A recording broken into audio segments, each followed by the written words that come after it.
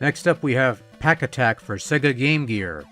And it is the right region this time around, so we're doing something right.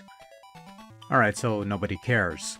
Anyway, Pac-Attack is a puzzle game of sorts where you have segments of 3 falling from the sky and you have to position them in the well, taking into account that airborne segments will drop to the ground once the piece is locked into place. To clear the well up, you need to form lines with the solid segments, while the ghost segments can only be cleared away with Pac-Man rolling into the fray and eating them up, or with a fairy that will cast its magic once your star meter is full.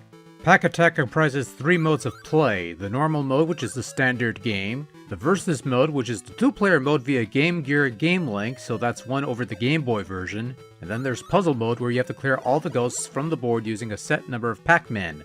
Clearing the board means you move on to the next level, of which there are 100 boards, but if you run out of Pac-Man or you top out, the game ends. But at least you could retry the current board if you mess up, and there's passwords for if you want to go to a later stage at a later time. In terms of the gameplay and how it translates from the 16-bit iterations to the Game Gear, I'd say it's pretty solid. A puzzle game of this ilk shouldn't have too much trouble making the jump from one format to another format of somewhat lesser technology, and it translates well enough here. Pac-Attack is a fun little puzzler with some basic functional controls, and whether you're playing the normal mode and its 4 difficulty settings, or challenging the puzzle mode's 100 puzzles to solve, or maybe you have a Game Link gimmick and you could play 2-player in versus mode, Pac-Attack is decent fare as a puzzler on the Game Gear.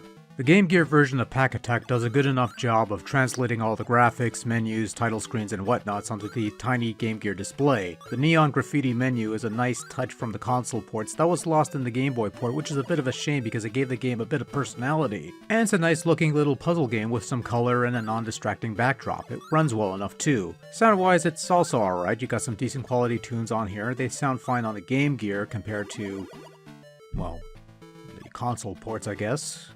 They sound alright. The sound effects are also just fine, so not much else to say there.